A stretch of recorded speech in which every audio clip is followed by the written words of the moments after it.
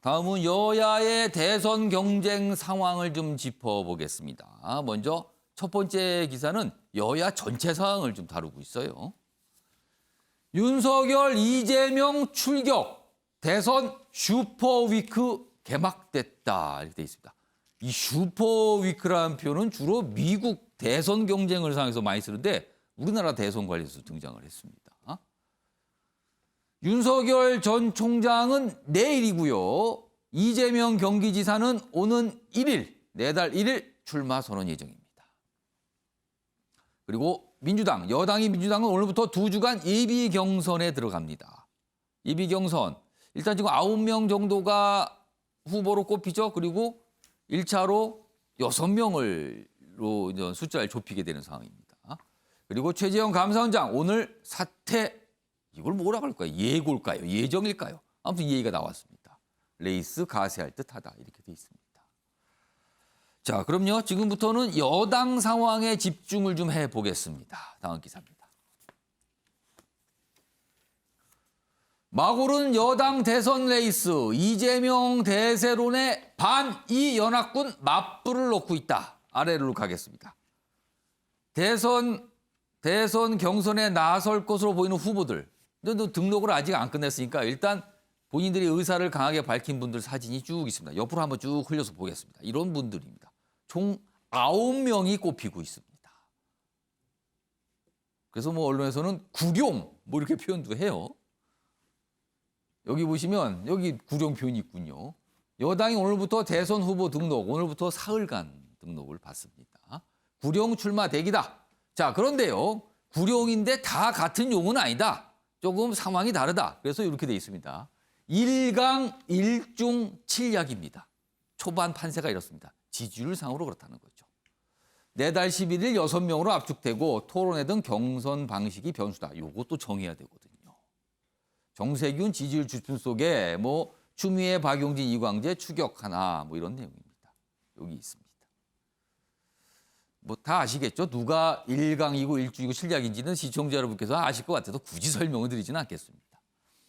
자, 이런 상황에서 이 7약에 속하신 분들 뭔가 반전의 계기를 만들려고 하겠죠? 다음 기사 보겠습니다. 정세균, 이광재 오늘 단일화 방안 발표할 듯하다. 오늘 긴급 뭔가 회기를 잡았어요. 발표한다고. 중대 발표가 있다고 예고를 했습니다. 단일화 얘기를 하지 않을까 싶습니다. 당 안팎에서는 지지율 1위 이재명에 맞서 나머지 후보 반 이재명 연대 구도 뭐 이런 얘기가 나오지 않을까 지금 추정을 하고 있는 상황입니다. 자, 그럼요. 이 후보 단일화 관련해서 정세균 전 총리가 한 얘기가 있거든요. 확인해 보겠습니다. 우리 제도가 자연스럽게 연대를 하도록 되어 있는 제도예요. 6사람이 경쟁을 하면 과반수 득표가 쉽지 않지요. 네. 그렇기 때문에 결선 투표가 이루어질 가능성이 많고 네. 그러면 이제 그 결선 투표의 경우에는 2사람 말고 나머지 4사람은 자연스럽게 퇴장을 하는 거니까 네. 그분들이 뭐 누구를 지지한다든지 네. 누구를 편든다든지 그런 게 가능할 수 있죠. 네. 일단 지금으로서는 9명이 등판할 걸 보이죠. 그리고 이른바 컷오프 과정을 통해서 6명으로 좁혀집니다. 그리고 6명이 나서는 거죠, 본선에. 그리고 본선에서 과반을 얻는 후보가 없을 경우는 결선, 1위와 2위가 따로 결선을 하게 되는 상황입니다. 이런 절차가 남아있어요. 자, 신경미 전 의원님. 네. 지금 단일화 얘기인데요. 결선 투표는 자연스럽게 1등과 2등이 경쟁을 하니까 뭐 단일화 효과가 있는데 그 전에 결선 투표 가기 전에 후보들 간에 어떤 단일화 과정이 있을까요? 아니면 결선까지 가야 단일화가 이루어질까요? 7월 11일이 물론 6명으로 추려지기 때문에 예. 중요한 날짜인 건 분명한데요. 예. 지금 9월 초까지 9월 5일이 될 걸로 지금 예상이 되는데 예. 9월 5일 그리고 결선이 이루어지면 9월 10일까지를 통으로 놓고 지금 여러 가지 움직임이 있다고 봐야 됩니다. 일단 경선 연기를 놓고 1라운드를 붙었잖아요. 그렇습니다. 근데 경선 연기에서 자연스럽게 이낙연, 정세균, 이광재 세 분이 모여서 예. 이 경선 연기를 놓고 어떻게 할 것이냐. 지금 송영길 대표 측은 경선 그대로인데 경선 연기를 어떻게 해야 될 것이냐를 놓고 협의를 여러 번 했거든요. 예. 근데 여기에 이제 홍영표 대표가 이끄는 대표 후보였죠. 후보 경선에 나서서 탈락을 한 홍영표 의원이 이끄는 민주주의 4.0이 자연스럽게 결합이 돼서 이 내측이 신경민 의원님 잠시만요. 지금 네. 속보가 들어왔는데요. 잠시 속보 좀 전해드리겠습니다. 지금 많은 분들이 좀 관심을 갖고 계셨는데요. 안타까운 내용이 속보로 들어왔습니다. 분당 실종 고교생 야산에서 숨진 채 발견됐다. 지금 나옵니다. 좀 더 알아봐야겠죠. 그러나 일단 이런 속보가 들어왔습니다. 야산에서 발견이 됐는데 숨진 상황이었다. 이런 속보가 들어왔습니다. 좀 더 자세한 내용 들어오면요. 바로 전해드리도록 하겠습니다. 네, 신경민 전 의원님. 계속해서 말씀을 드리자면은요. 경선 연기를 놓고 지금 여러 가지 얘기들을 해왔기 때문에 이 연장선상에서 7월 11일을 포함해서 9월 초까지의 경선의 전 과정을 통해서 이재명 지사의 일강을 공략하기 위한 방책이 필요하다. 이런 어떤 콘센서스 비슷한 게 지금 됐고요. 그런 연장선상에서 지금 단일화 얘기가 나오는 건데 단일화라는 단어를 쓸지 말지는 잘 모르겠습니다. 이걸 싫어하는 측이 있어요. 그럼 단일화라는 게 이상하지 않냐. 그럼 연대 뭐 이런 표현을 대신 그래서 쓰나요? 단일화라는 용어는 저는 안 쓸 걸로 예상을 하는데요.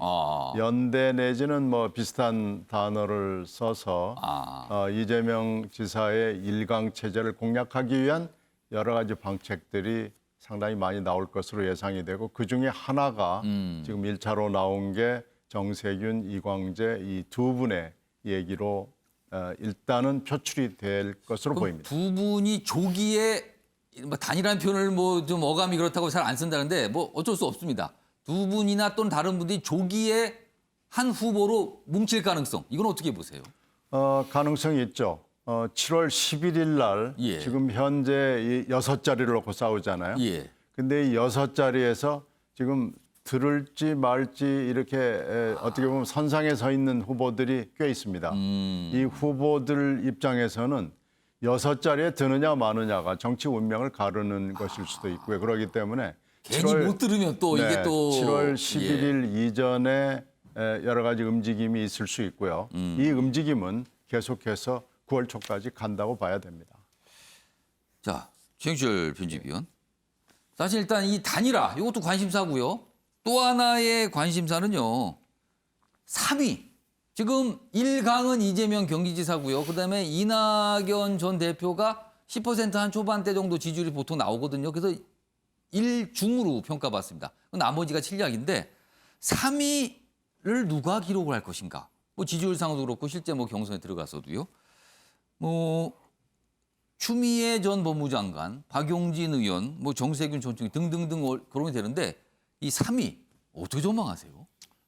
정확하게 집을 것 같으면 뭐 제가 철학관을 쳐야 되겠지만 그래도 뭐 대충 예측을 한번 해본다면 오늘 오전 10시에 한국거래소에 가서 정세균 후보와 이광재 후보가 중대 발표를 한답니다. 뭔가 중대 발표를 그렇습니다. 예고했어요 지금. 그러니까 뭐 시간하고 장소까지 정확하게 특정이 되는 거 보면 두 사람은 단일화를 할 것 같습니다.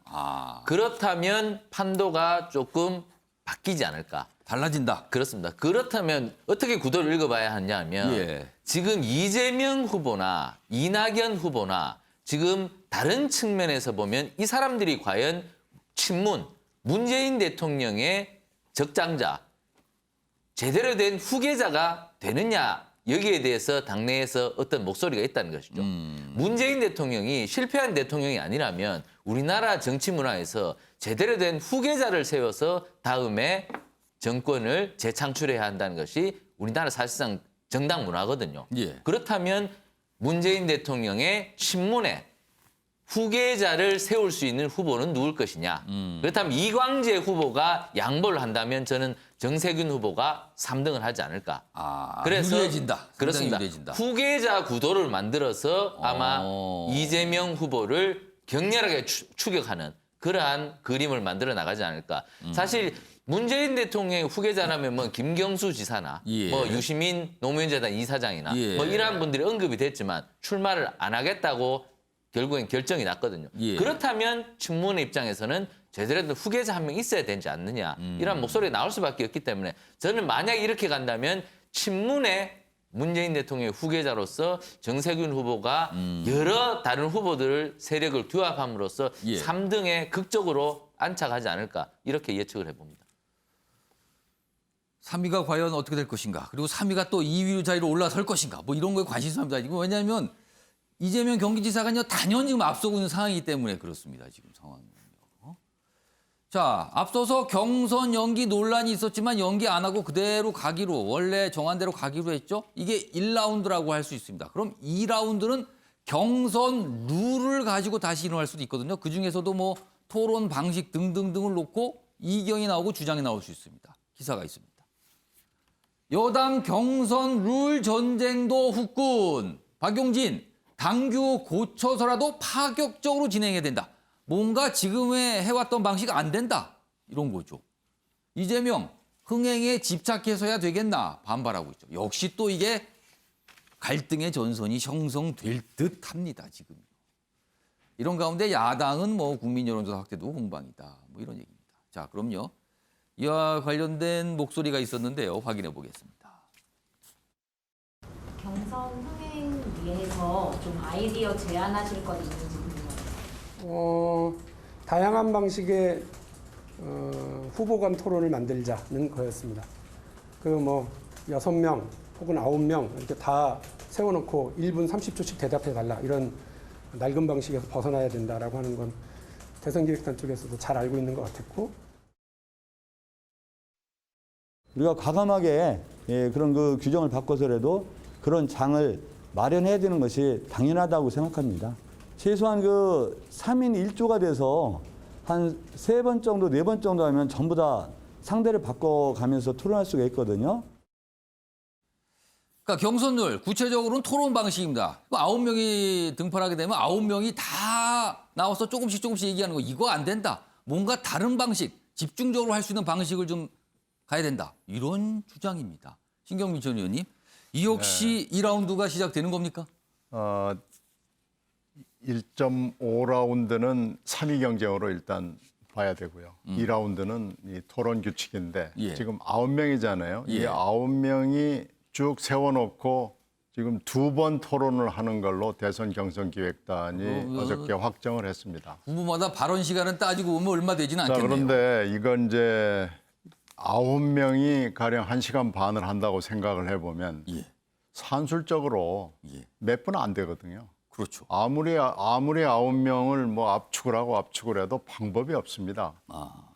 그러면 그걸 2번을 하건 3번을 하건 그래봐야 뭐 몇 분 정도를 가지고 9명이 마이크를 쭉 돌리는 방식으로 과연 하는 것이 맞느냐라는 문제가 생기고 6명으로 추려도 마찬가지입니다. 예. 6명도 이 대단히 많은 숫자거든요. 그러니까 이렇게 해서 아무 감흥이 없는 예. 누구도 주목하지 않는 이런 경선 과정을 거쳐서 대선 후보를 내는 것이 무슨 의미가 있냐라는 반성이 있는 거죠. 예. 이건 너무나 당연한 반성이고 그 사이에 우리 국민들이 코로나를 겪으면서 미스 트롯 방식을 봤거든요. 그리고 그 전에 앞서서는 슈스케 방식을 봤는데 예. 이걸 한번 좀 도입해 보자. 그래서 실제로 그건 여야 다 마찬가지입니다만은 이 방식을 주관을 했던 PD 내지는 방송사를 접촉을 해서 이걸 그러면은 정치에다가 어떻게 적용을 할 수 있겠느냐라는 것을 심각하게 지금 고민을 해왔고요. 예. 자, 이제 눈앞에 다가왔는데 이 9명을 놓고 하는 데 대해서 지금 방책이 없는 겁니다. 그리고 시간은 뭐 분명히 1시간 반 이내로 될 수밖에 없는 상황이고요.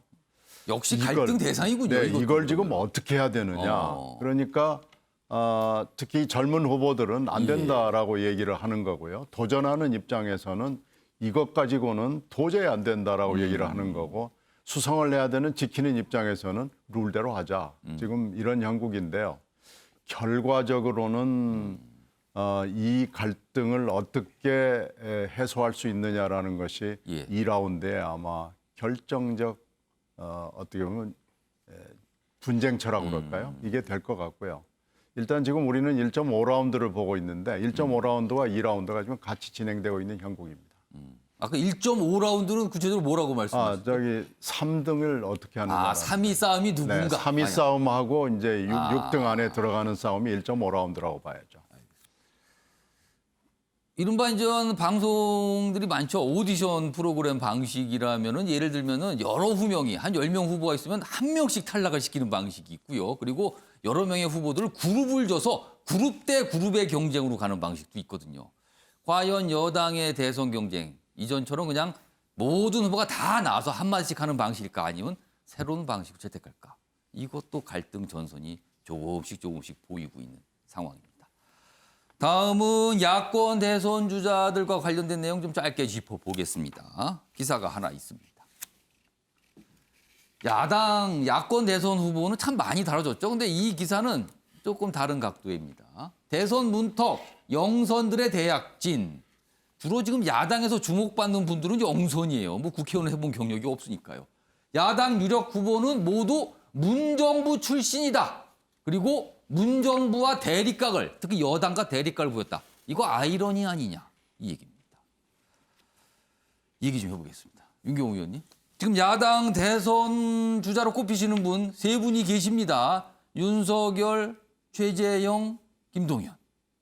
뭐 김동연 전 부총리는 뭐 여야 모두 뭔가 좀 뭐 반응이 있다고 하지만 일단 야당으로 꼽히면 문정부에서 활동했습니다. 그러나 문정부와 대립각을 보였습니다. 이거 무슨 의미입니까? 그럼 이게 도대체? 뭐 쉽게 얘기하면 문재인 정부의 뭐 독선, 오만 이런 거에 그분들은 비록 문재인 대통령에게 지명을 받아서 공직에서 일을 했지만 원칙대로 일을 한 거에 대한 반사이익이라고 해야 될까요? 근데 그게 사실 문재인 정부 쪽에서는 그래 그만큼 탕평 인사를 했으니까 그런 설명도 이렇게 된 있어요. 거 아니냐 이렇게 탕평이다, 이제 이거야말로. 얘기를 하더라고요. 근데 모르겠습니다. 이 정권 후반기이기 때문에 이분들이 또 이 직전에 검찰총장, 뭐 이제 그만둔다면 이 직전에 감사원장 이런 자리를 더군다나 이 감사원이나 검찰청이라는 자리는 권력기관, 사정기관이지 않습니까? 이런데 책임을 졌던 분들이 이 정치적인 중립성을 지켜야 된다라는 그런 비판 뚫고 과연 나와서 잘 될 수 있을 것인가? 그야말로 이건 반사 이익이잖아요. 예. 저는 국민일보의 이 문제 제기 중에 영선의 대약진이라고 하는 저 대목이 사실 지금 대통령이라는 건 우리는 직접 투표로 직접 선거로 뽑는 대의제 민주주의의 정점에 있는 예. 자리이지 않습니까? 예. 그러니까 이 대의제 민주주의라는 거를 채택하는 이상은 대통령이 되기 전에 선출직 과정을 좀 거쳐봐라. 그래야 유권자들에게 고개도 좀 숙일 줄 알고 정치라는 게 남들에게 쓴소리 들어서 그 쓴소리를 갖고 갈등을 좀 조정하고 없는 재화와 가치를 좀 분배도 하고 예. 거기서 공정이라는 뭐도 나오고 뭐 이런 거 아니에요? 근데 영선이면 저 이제 주로 저 영선이라는 건 국회의원을 해보지 않았다 이건데 그렇죠. 그 대신 자치단체 장 이런 걸로 선출직 과정을 거치면 그걸로 충분히 그것도 선택을 받은 거니까요. 그렇습니다. 예. 문제는 지금 야권의 유력 후보라고 얘기되는 분들을 다 임명직이네요. 이런 분들은 과연 선출직을 지금까지 한 번이라도 해봤느냐, 유권자에게 한 번이라도 고개를 숙여봤느냐, 이런 거에 대한 공격 겸 아쉬움 이런 게 있지 않습니까? 예. 결국 유권자가 최종 뭐 선택은 하실 겁니다. 그러나 우리 정치에 이 지도자를 뽑아 나가는 과정에 예. 영어로 얘기하면 풀이라고 그러잖아요. 이 바탕이 되는데 과연 어떤 직업군, 어떤 경력을 가진 분들이 어떤 과정을 거쳐서 정점까지 가는 게 가장 바람직하냐. 예. 이런 것도 이번 대선을 치르면서 아마 많은 국민이 경험도 하고 선택도 하지 않을까. 물론 직업군 후보는 많습니다. 변호사 압도적으로 뭐 많이 활동하고 있죠. 언론인들도 꽤 있지 않습니까? 관료, 기업인, 뭐 관료 중에는 외교관도 있을 거고요. 뭐 판사나 검사 출신도 있을 거고. 그 중에 과연 어느 과정을 거친 분이 예. 가장 이 대의제 민주주의 체제 하에서 유권자에게 호소력도 있고 또 유권자가 예. 원하는 시대 정신을 잘 구현하는 그런 걸로 갈 건가. 그게 이번 대선에서 저는 한번 모두가 경험을 하지 않을까. 좋은 기회라고 저는 생각합니다. 자, 윤기찬 변호사. 최재형 감사원장 오늘 사퇴를 할 거다. 오늘 언론에서 이렇게 좀 전하고 있어요. 국민의힘에서는 최재형 감사원장을 지금 어떻게 바라보고 있습니까? 바로 뭐 당을 들어올 거로 보이세요? 아니면 어떻게 전망을 하고 있는 겁니까? 국민의힘 바로 내부에서? 들어오기는 쉽지 않겠죠. 물론 이제 국민의힘과의 뭐 경선 룰이라든지 예를 들어서 대선 행보를 계속 하신다면 경선 룰 등의 이 조율에 따라서 들어올지 여부나 시기가 결정되겠지만 현재 국민의힘과의 공식적인 창구라기보다는 아마 상임 고문 한 분이 접촉하고 있는 걸로 이렇게 알고 있어요. 접촉은 지금 하고 있습니까? 뭐 언론에도 나왔기 때문에 제가 밝히는 건데, 그러니까 그런 뭐 당 차원의 접촉이라기보다는 어떤 개인 차원의 정치적 앞으로 비전 갖고 접촉을 하는 걸로 알고 있고, 예를 들면 개헌 문제를 예. 소신으로 갖고 있는 상임 고문 한 분이 개헌을 매개로 해서 아마 접촉하는 걸로 이렇게 알고 있습니다. 근데 최재형 감사원장 입장에서는 뭐 여권에서 어떻게 얘기하는 거는 중요하지 않은 것이고요. 문정부 출신 이런 부분은 사실은 또 경험 이런 부분은 국민의 선택 기준이 변했기 때문에 예. 이전보다는 훨씬 더 줄어든 포인트다 이렇게 생각을 하고요. 중요한 건 그 개인이 갖고 있는 앞으로의 비전이겠죠. 그런데 그 비전을 밝히기 전에 본인이 이제 비전을 펼 수 있는 당선 가능성 또는 당내 후보 가능성, 예. 야권 후보 가능성을 다 살펴보겠죠. 그래서 그 가능성이 열려야지만 본인이 대선 이 출마 선언을 하지 않을까. 덮어놓고 가능성 없는데 출마 선언하는 것은 쉽지 않은 마당이에요. 왜냐하면 지지율이 윤석열 전 총장의 경우에는 사실 의미 있는 지지율을 갖고 있기 때문에 예. 정당과의 협상이 가능한 그런 지지율을 갖고 있어요. 근데 이제 최재형 감사원장의 잠재력은 상당히 크지만 현재까지 지지율로 보면 협상을 좌지우지할 수 있는 이런 견인력은 없는 상황이거든요. 그렇기 때문에 상당한 모종의 어떤 진척 없이는 예. 함부로 대선 출정을 하기는 본인도 상당히 근데 어려운 오늘 것이다. 사퇴를 만약에 한다면 지금 뭐 알려진 대로 사퇴하게 된다면 그거는 대선에 나선다는 뜻이 아닙니까? 그럼? 저는 꼭 그렇게 보진 않아요. 지금 사퇴하는 것은 내년 1월 1일까지가 임기인데 예. 물론 그게 이제 전제가 돼 있겠지만 마음속에는 예. 사실은 사퇴가 갖는 의미는 어떻게 보면 감사원장으로서 직무 수행이 어렵다고 본 거죠. 이 정도까지 상황이고 말이 나온다면은 이거는 더 이상 그렇죠. 여기 자리에 있기 어렵다. 왜냐하면 뭐 언론에 따르면 내부에서도 그런 말이 나온다고 예. 또 언론이 그렇게 얘기를 하고 있고 여권에서도 그렇게 하고 있고 예. 청와대 내에서도 그런 목소리가 나오기 때문에 사실 이것은 감사원장 하지 말라는 말 아니겠어요? 그러니까 대권 주자로서의 회자된다고 해서 이것이 정치적 중립성을 훼손한다고 평가하면서 그 감사원장 직무를 하지 말라는 말로뿐이 안 들리는 거죠. 본인이 출마 선언을 하지도 않았는데 예. 회자되는 것은 사실은 국민이 선택하는 것이지 예. 본인이 스스로 알아서 선택하는 문제는 아니었거든요. 어떻게 보면 떼밀려가는 듯한 느낌을 받는 거예요. 윤석열 전 총장의 경우도 마찬가지입니다. 근데 정치적 중립성을 훼손한 주체가 누군지에 대해서는 국민이 판단할 것이고 예. 어쨌든 그런 상황이기 때문에 감사원장직을 사퇴하는 것과 곧바로 이것이 대선 출마로 곧바로 이어질 것 같지는 않다. 상당히 본인이 고민이 이제부터 시작이 될 것이다라고 생각을 합니다. 아무튼 오늘, 내일, 뭐 이번 주 많은 일이 있습니다. 대선과 관련해서 굉장히 중요한 지점들이 이번 주에 놓여 있습니다. 기다려 보겠습니다.